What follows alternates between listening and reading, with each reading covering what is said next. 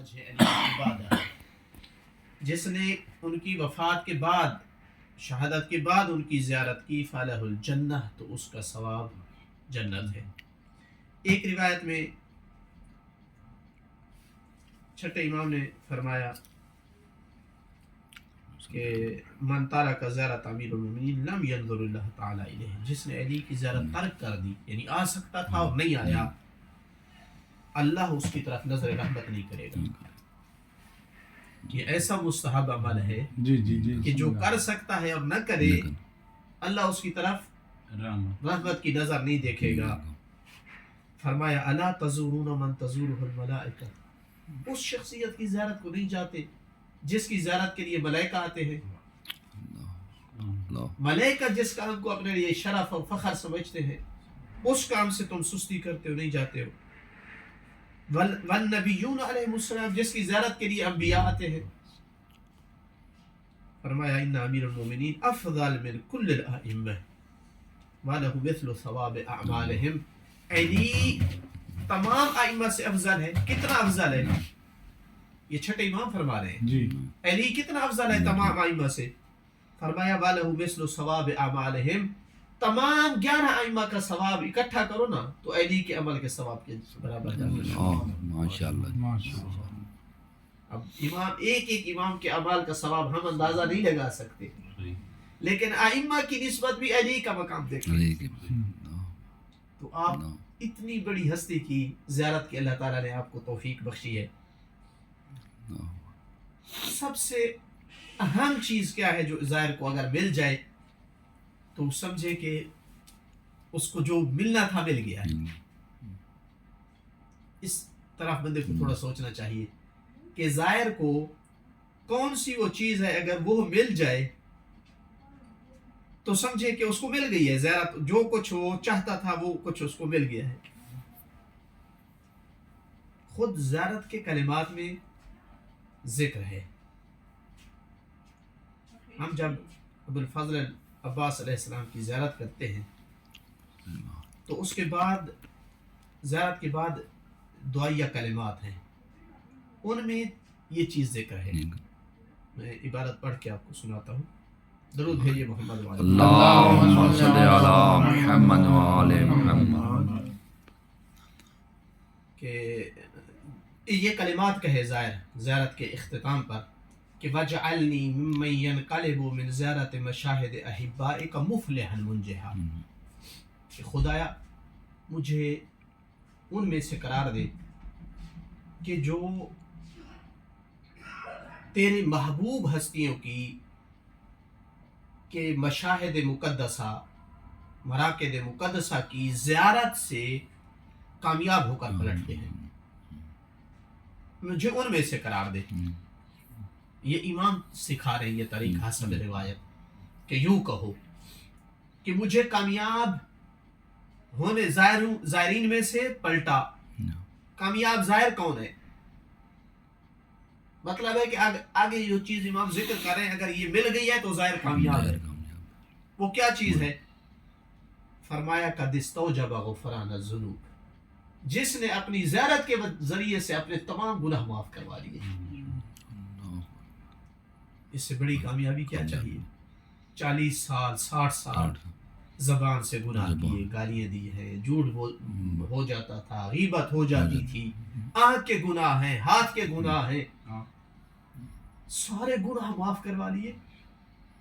میرے خیال میں تو اس سے بڑی کامیابی کوئی نہیں ہے کہ جب آیا تھا تو گناہوں سے کمر بوجھل تھی، کمر پہ بھار تھا گناہوں کا، جب جا رہا ہے تو ایسا ہے جیسے آج دنیا میں بچہ ہے۔ سارے گناہ صاف کر کے نام اعمال سیاہ تھا، اب جب جا رہا ہے تو نام اعمال سفید لے کر جا رہا ہے۔ اس سے بڑی چیز کیا چاہیے زائر کو؟ قد استوجب غفران الذنوب وستر العیوب، جس نے زیارت کے ذریعے سے اپنے گناہ معاف کروا لیے ہیں، اب جس کے عیبوں پر اللہ نے پردہ ڈال دیا ہے۔ اس کے بعد والی چیزیں امام نے بیان فرمائی، وکشف الکروب، پریشانیاں بھی اس کی حل ہو گئی زیارت کے ذریعے سے۔ انک اہل التقوی و اہل المغفرہ، اور ایک جملے میں ہے، ایک زیارت میں یوں ہے کہ جب زیارت کر لیں تو یہ دعا کریں کہ اللہم صلی علی محمد وعلی محمد ولا تدع لی فی هذا المکان المکرم والمشہد المعظم، پروردگار اس عظیم مشہد، اس مقدس مقام میں میرا کوئی گناہ بخشے بغیر نہ چھوڑ، میری کوئی پریشانی اس کو اپنے حال پہ نہ چھوڑ، میری ہر بیماری کو صحت میں تبدیل کر دے، میرے ہر عیب کو چھپا دے، میرے رزق کو وسیع کر دے، میرے خوف کو امن میں تبدیل کر دے، میری دنیا اور آخرت کی کوئی ایسی حاجت نہ ہو جس کو تو پورا نہ کرے یا ارحم الراحمین۔ ائمہ کے پاس جو طریقہ تھا نا اللہ سے مانگنے کا اور ان زیارات سے کو توسل بنانے کا، ان کے ذریعے توسل کرنے کا، ہم جتنا سوچیں ہماری معرفت وہاں تک نہیں جاتی، ہم سے وہ جملے نہیں بنتے۔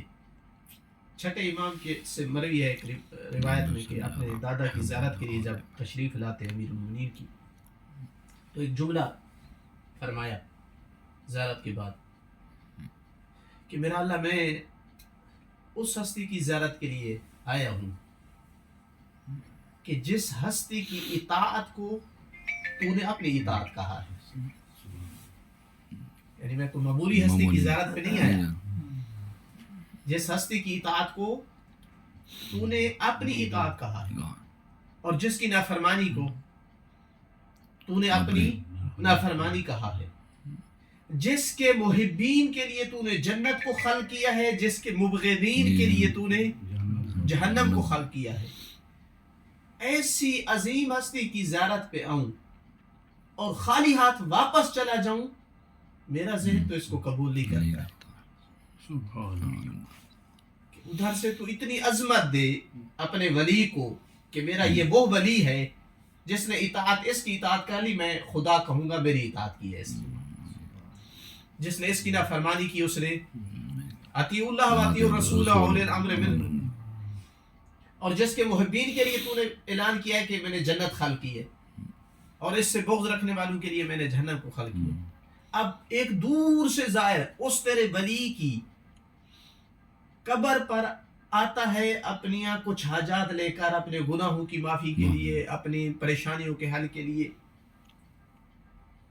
اور وہ جیسے آیا تھا ویسے اپنا دامن گناہوں سے بھرا آلو واپس لے کے چلا جائے، میں جعفر صادق کا ذہن یہ چیز قبول نہیں کرتی۔ اب اس انداز میں جب اللہ کو بلایا جائے، کیسے رحمت خدا چھول میں نہ آئے، کیسے رحمت انسان کو نہ پالے، لیکن ان ہستیوں کے در پہ آ کر اللہ سے مانگنے کے لیے کچھ شرائط ہے، ہر کسی کو ہر جگہ نہیں مل جاتا۔ یہاں بھی کچھ لوگ آتے ہیں جو یہاں گناہ کر رہے ہوتے ہیں، تو اہم ترین کیا شرائط اور آداب ہیں کہ جب آپ وہاں سے آ رہے ہیں تو پہلے دیکھیں میں کسی کا حق تو نہیں لے کے جا رہا، کسی پر زیادتی کر کے تو نہیں جا رہا، لوگوں کے اگر حقوق لے کر آ رہا ہے تو پھر توقع نہ کرے کہ اس سے سب کچھ عطا ہو جائے۔ پھر راستے میں کیسے رہا ہے، زائرین کے ساتھ کیسے، میں کئی دفعہ کہتا ہوں کہ میرا جو علم ہے روایات پڑھ پڑھ کے جو کچھ میں نے سمجھا ہے کہ اگر قبضہ مضبوط کرنا ہے نا ان ہستیوں کے دروازے سے کچھ لینے کا، تو اس کا اکثیر یہ ہے کہ راستے میں بغیر اس تمیز کے کہ یہ خان ہے، یہ پٹھان ہے، یہ سید ہے، یہ کون ہے، راستے میں کوشش کریں کہ زائر کو اپنے آپ پہ مقدم کریں، اس عنوان سے کہ یہ مولا علی اور امام حسین کا زائر ہے۔ پورے راستے میں اگر آپ نے احترام دیا ہے، جگہ کے حوالے سے مقدم کیا ہے، گاڑی میں ان کو آگے کیا ہے، تو پھر بھول جائیے کہ یہ کسی کا احسان رکھنے والی ہستیاں ہیں۔ ہم نہیں کوشش کرتے ہیں کہ کوئی ہمارے ساتھ یہ احسان کرے تو ہم بدلہ دیں۔ اب اگر فرض کیا مجاہد خان کا ایک مہمان میرے پاس پہنچ جاتا ہے کہ مجاہد خان کے گھر مجھے نہیں پتا کہاں ہے. میں نے دیکھا تھکا ہوا ہے, دور سے آ رہا ہے, تو میں نے کہا پہنچ جائیں گے, آپ بیٹھے تھوڑا چائے پانی پی لیں, میں آپ کو بتا دیتا ہوں, آپ پہنچ جائیں گے. ان کا مہمان سمجھ کے میں نے گھر میں جگہ دی, بٹھایا. اب جب یہ مہمان پہنچے گا ان کو بتائے گا میرا کہ اس نے میری خاطر تواضع کی ہے آپ کا مہمان سمجھ کر, ان کو کیسے لگے گا میرا یہ عمل, اچھا لگے. کتنا یہ میرا احسان سمجھیں گے. تو یہ ایک ایسا عمل ہے زائرین کی خدمت کہ میرا نہیں خیال کہ یہ والا انسان کا حربہ جو ہے وہ ناکام ممکن نہیں ہے. یہ کسی کا احسان رکھنے والی ہستیاں نہیں ہیں. اور پھر انسان جب پہنچ جاتا ہے تو پھر یہاں فوراً بھاگ کر داخل ہونے سے پہلے اذن دخول ہے. بندہ اپنے آپ کو ذہنی طور پر آمادہ کرے کہ میں کہاں سے, میری ویلیو کیا. یعنی حقیقت تو یہ ہے کہ اگر ہم دیکھیں تو ہم ان ہستیوں کے سامنے انسان کہلانے کا بھی شاید حق نہیں رکھتے. اتنی بڑی عظیم ہستیاں ہیں. اور پھر توفیق ہو گئی ہے مجھ جیسوں کو, مجھ سے کئی لاٹ لوگ ہیں جن کو توفیق نہیں ہوتی.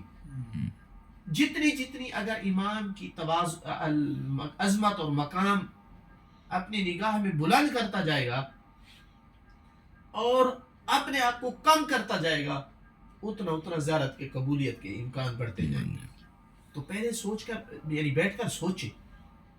میں اکثر جب جاتا ہوں تو نگاہ پڑتی ہے تو وہ مہر علی کا ایک شعر یاد آتا ہے کہ کتھے مہر علی کتھے تیری ثنا گستاخ اکھیاں کتھے کس جا. جاڑ. کہاں کا رہنے والا میں, دور دراز سے. اگر یہ ہستیاں چاہے کہ فرشتوں کو آرڈر دیں کہ تھپڑ مار کر نکال دو اس کو, نہیں کر سکتے. لیکن یہ ہستیاں اللہ نے ان کو بنایا ہے عیبوں پہ پردہ ڈالنے. پھر ہمارا عقیدہ ہے کہ ہماری بات سنتے ہیں, عقیدہ ہے نا. بالکل. بعض زیارات میں بھی ہے, اگر ہم متوجہ ہوں تو زیارات میں ہے کہ انی اشہد انک تسمع کلامی و ترد جوابی, میں دل سے گواہی دیتا ہوں کہ میری آواز آپ سن رہے ہیں اور میرے سلام کا جواب بھی دے رہے ہیں. تو پھر بندہ راز و نیاز کی باتیں کرے. زندگی میں نہیں پتا پھر موقع ملے یا نہ ملے. میری بات جب سنتے ہیں تو مجھے ایسے ہی بات کرنی چاہیے جیسے میرے سامنے بیٹھے ہوں. پھر کہنا چاہیے مولا مجھے اپنے کسی عمل پہ نہیں تھا بھروسہ کہ میں یہاں پہنچ گیا, کسی میرے اپنے کوئی عمل پہ بھروسہ نہیں تھا, بلکہ میں تو گناہگار آدمی اپنے آپ کو سمجھتا ہوں. مجھے صرف ایک چیز لے آئی ہے اور وہ یہ کہ میں نے ہمیشہ یہی سنا ہے کہ اہل بیت رسول کا گھرانہ وہ گھرانہ ہے کہ اس در سے کوئی سائل خالی نہیں جاتا ہے. اس دروازے سے خالی نہیں جاتا ہے. میرے پاس تمہاری محبت کے علاوہ کچھ بھی نہیں ہے, صرف تمہاری محبت ہے, باقی میرے پاس کچھ نہیں ہے. تمہارے گھرانے سے کوئی, تمہاری سخاوت اتنی سنی ہے نا, چونکہ تاریخ میں یہ لکھا گیا ہے کہ رسول اکرم صلی اللہ علیہ وآلہ وسلم کے پاس جب کوئی سائل آتا نا تو صحابہ سے پوچھتے تھے بعض دفعہ کوئی ہے جو مدد کرے, تو بعض اوقات صحابی کوئی نہ کوئی آ جاتا تھا. لیکن اگر کوئی صحابی بعض دفعہ آمادہ نہیں ہوتا تھا تو اللہ کے رسول اس وقت علی و بطول کے گھر کا دروازہ دکھاتے تھے. جانتے تھے کہ اس دروازے سے کوئی خالی نہیں آئے گا. اور بعض دفعہ ایسا بھی ہوا اتفاق سے کہ جناب فاطمہ کے گھر میں کچھ نہیں ہے, سائل بھی آ گیا ہے. کریں تو کیا کریں؟ ایک چیز سامنے آئی اور وہ کیا تھا؟ وہ ہار تھا سونے کا جو شادی کے موقع پہ پہنا تھا, اور کچھ بھی نہیں تھا گھر میں. کریم باپ کی کریم اور سخی بیٹی نے وہ ہار اٹھا کر سائل کو دے دیا. وہ سائل لے کر کے مسجد نبی میں آیا. اللہ کے رسول کی جب نگاہ پڑی تو آنکھوں سے آنسو جاری ہوئے. صحابہ نے وجہ پوچھی, کہا یہ وہ ہار ہے جو خدیجہ اپنی بیٹی کے لیے تیار کر کے گئی تھی. بیٹیوں کو کتنا عزیز ہوتا ہے, ماں کی یاد ہے. ماں کی یاد ہے اس سے عزیز چیز نہیں ہے. ماں نے تیار کیا تھا کہ میری بیٹی کی جب شادی ہوگی تو یہ ہار پہنے گی, اور تو ساری دنیا جناب خدیجہ نے راہ خدا میں دے دی تھی, اتنا بچایا تھا صرف کہ بیٹی کے لیے ایک ہار باقی رہ جائے. ہمارے ہاں مائیں کتنا کچھ تیار کرتی ہے, تو ان کے دل کی ایک حسرت تھی کہ میری بیٹی ایک ہار پہن لے. وہ ہار اٹھا کر کے دے دیا. ہمارے یاسر کھڑے ہوئے, جانتے تھے اس ہار کی قدر کتنی ہے. کہا کہ اے سائل کتنا لوگے اس ہار کا؟ جتنا اس نے بتایا اس سے بھی جناب عمار نے اس کو زیادہ پیسے دیے, اور وہ ہار لے کر بنت ربیع کی خدمت میں حاضر کر دیا. کمال ہے ایسے صحابی, کمال ہے اہل بیت کے گھرانے کا. تو اس طرح کی باتیں انسان کرے اپنے امام کے ساتھ کہ مولا میں آیا تھا, تمہاری سخاوت, تمہارا اللہ کے نزدیک تمہاری سفارش کا سنا جانا, اللہ کے نزدیک تمہارا قرب, اس کو سامنے رکھ کر آیا تھا. اور قرآن کہتا ہے, اور آپ ہم سے قرآن کو زیادہ جانتے ہیں, قرآن کہتا ہے اما سائل فلا تنہر, سائل کو مت جھڑکو. مولا میں سائل ہوں اور آپ عطا کرنے والے ہیں. اگر میں اتنا بدبخت ہو چکا ہوں کہ آپ کے دروازے سے بھی میں خالی جاؤں, تو پھر مجھے کوئی اور دروازہ دکھائیے. اللہ نے تو آپ کا دروازہ ہی دکھایا ہے کہ مجھ تک آنا ہے تو میرے حبیب اور اس کی آل پاک کا دروازہ ہے. دنیا انہی کے واسطے سے دیتا ہوں, آخرت انہی کے واسطے سے دیتا ہوں, دین انہی کے واسطے سے دیتا ہوں. اگر میں اتنا بدبخت ہوں تو کوئی دروازہ مجھے خود دکھائیے جس دروازے پہ میں جاؤں. مجھے اس دنیا میں آپ کے بغیر کوئی دروازہ نظر نہیں آتا ہے. انسان اگر اس طرح دل سے باتیں کرے امام کے ساتھ, عہد دے کہ میں آئندہ کے لیے گناہ نہیں کروں گا, کوشش کروں گا تمہاری تعلیمات کے مطابق چلوں, فرما بردار بنوں, بات کرے کہ پروردگار میرے عیبوں میں پردہ ڈالے, میری پریشانیوں کو دور کرے. ہم دیکھتے ہیں بعض دفعہ ظاہر بیچارہ آتا ہے اتنا پیسہ خرچ کر کے, زندگی میں ایک دفعہ آتا ہے, ایک دروازے سے داخل ہوتا ہے نعرہ اور دوسری طرف سے نکل جاتا ہے. پتہ نہیں ہوتا اس کو آداب زیارت کیا ہے, کیسے بات کرنی ہے, کیسے گفتگو کرنی ہے. تو ان چیزوں کا اثر ہوتا ہے, ان کلمات کا. ہم کسی بڑے افسر کے پاس جاتے ہیں تو پہلے کلمات سیکھتے ہیں کہ کیسے گفتگو کرنی ہے. علی سے بڑا بھی کوئی بادشاہ ہے تو پہلے آداب ہونے چاہیے, بولنے کا طریقہ, کیسے بات کرنا ہے, آداب زیارت کیا ہے, دخول کا اذن لینا ہوتا ہے. تو یہ چیزیں ہیں, جیسے نماز میں مستحبات آداب ہیں, اسی طرح زیارت میں بھی ان کا بندہ لحاظ رکھے تو اللہ تعالیٰ پروردگار کرے کہ تمام زائرین کی بات زیارات قبول ہوں, پریشانی دور ہوں. اللہ تعالیٰ آپ لوگوں کو بھی سفر بے خطر کرے, جو حوائج لے کر کے ہیں اللہ تعالیٰ ان کو پورا فرمائے, اور بار بار ان مقامات مقدسہ جو ہے ان کی زیارت جو ہے نصیب فرمائے. اور اللہ تعالیٰ ہم سب کو اپنے زمانے کے امام کے اصحاب اور امان سے شمار فرمائے, اور ہمارے امام کی کے ظہور میں تعجیل فرمائے. ربنا تقبل منا انک انت السمیع العلیم بجاہ محمد وعلى آلہ الطیبین الطاہرین المعصومین.